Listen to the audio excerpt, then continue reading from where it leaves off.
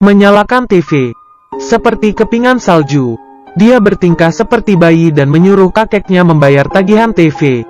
Tapi kakek terengah-engah dan menyuruhnya belajar. Anak itu marah.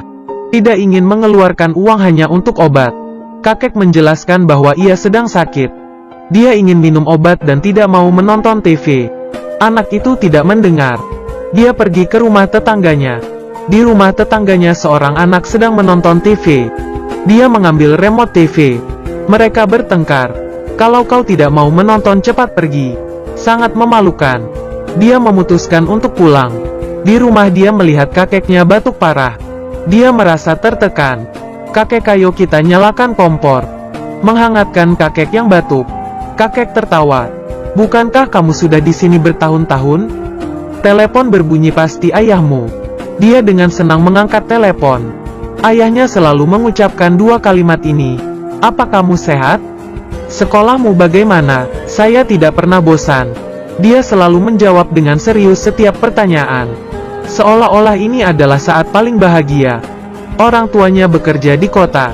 Hanya Kai-Kai dan kakeknya tinggal bersama. Tapi kakeknya punya penyakit jantung dan paru-paru. Uangnya digunakan untuk membeli obat.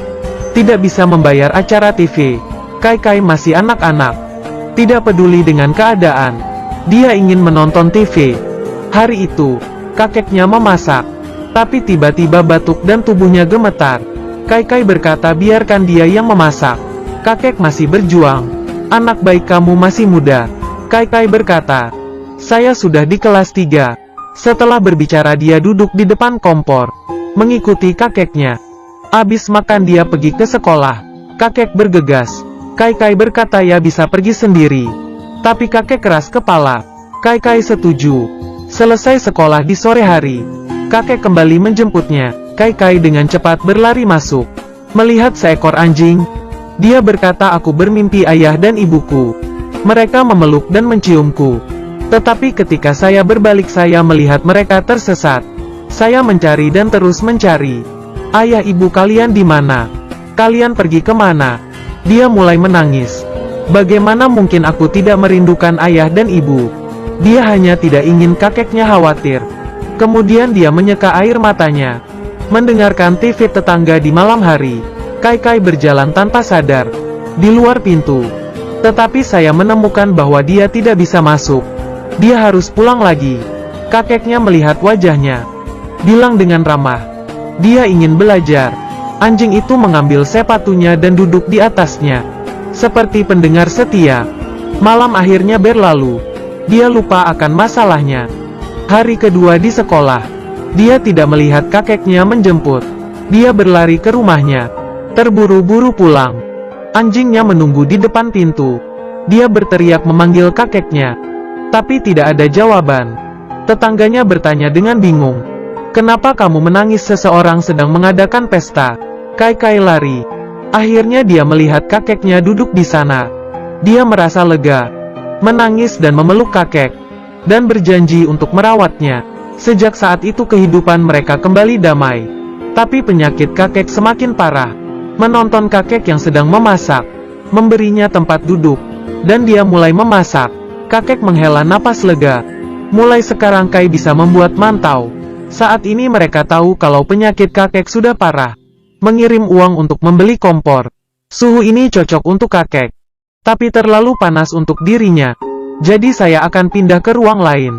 Kakek tertegun sesaat. Kai-Kai memberi penjelasan. Saya dibesarkan oleh kakek saya. Saya selalu berkeringat di malam hari. Kakek tertawa. Dia sudah tumbuh besar.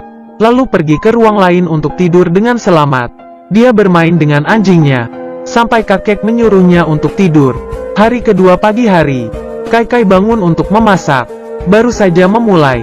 Xiaodan tiba-tiba menggigit celananya dan menariknya.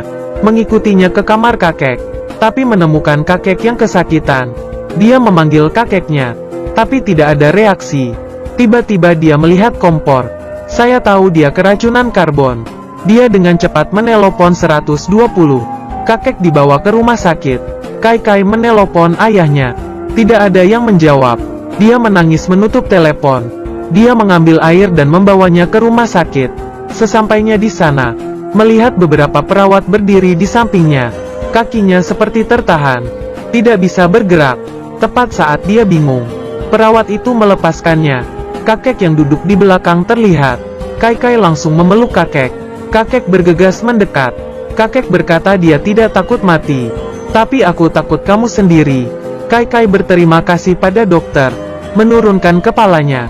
Tidak ada dokter, tidak ada kakek. Mereka berdua pulang ke rumah. Kompor itu tidak bisa dipakai lagi. Kita harus membayar tagihan TV. Jadi kamu bisa nonton TV.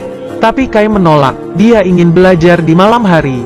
Dia membawa selimut itu kembali ke kamar kakek. Malam hari, kakek dan Kai membaca buku. Dia bertanya sambil membaca. Saya tidak tahu kata ini. Kakek juga tidak bisa membaca.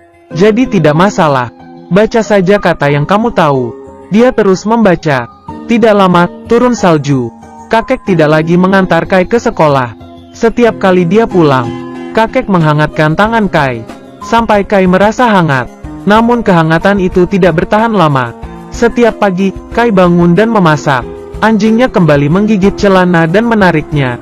Dia rasa tidak enak. Segera berlari ke kamar kakek. Melihat kakek yang tidak bergerak, dia mencoba membangunkan kakek. Tidak ada jawaban. Ayah ibunya kembali untuk mengubur kakek. Kai menangis. Ayahnya juga diam-diam meneteskan air mata. Setelah pemakaman, ayahnya mengajak Kai untuk tinggal di kota. Kai menolak. Saya tidak mau ke kota, saya mau belajar. Beberapa temannya pergi ke kota. Saya tidak bisa membaca buku. Ibu dan ayah, jangan khawatir, kalian kembali saja. Tidak ada yang tahu kalau dia sakit. Dalam keputusasaan ayahnya mencari seorang guru. Guru mendengarkan. Malam hari dia akan mengajar Kai. Ayahnya sangat berterima kasih. Ini hari perpisahan mereka. Kai menemukan bahwa ayah dan ibunya sudah pergi. Dia membuka pintu. Mencoba lari mengejar sambil menangis. Sambil berlari dia memanggil ayah dan ibunya. Tapi sudah terlambat. Mereka pasti sudah pergi. Melihat ke arah mobil yang sudah jauh. Setelah tenang, dia makan dengan anjingnya. Saat malam pulang ke rumah, dia pergi ke rumah gurunya. Tidak disangka gurunya punya seekor anjing hitam. Xiaodan terus bersembunyi di bawah ranjang. Kai tersenyum. Sekarang Xiaodan adalah satu-satunya keluarganya. Jadi dia bertemu gurunya. Saya tidak bisa tidur di sini, saya harus pulang. Guru berkata apa dia tidak takut. Kai menggelengkan kepalanya. Namun dia tiba-tiba terbangun. Menangis menelpon ayahnya. Suara ayahnya yang khawatir terdengar. Mengapa kamu tidak bicara? Dia tidak menjawab, meneteskan air mata dan menutup telepon. Namun dia tidak menyangka. Keesokan harinya saat dia mengerjakan tugas, ayahnya tiba-tiba kembali. Dia sangat senang melihat ayahnya. Ayahnya khawatir Kai hidup sendiri, menghabiskan banyak uang untuk menemukan sekolah untuk Kai. Dia akan menjemputnya setelah selesai. Ayah datang ke dapur, tapi semua makanan tidak ada. Dia tiba-tiba sedih. Kamu belum memasak selama berhari-hari. Kai menjawab sudah 3,5 hari. Ayahnya terharu. Mereka berdua kembali ke pemakaman kakek. Dia memberi hormat, menangis dan berkata apa batu kakek sudah hilang. Tidak peduli apa penyakitnya. Setelah meninggal, semua menjadi sehat. Kai rindu kakek, kakek rindu Kai. Saya tahu kakek kesepian di sini. Aku akan kembali melihat kakek.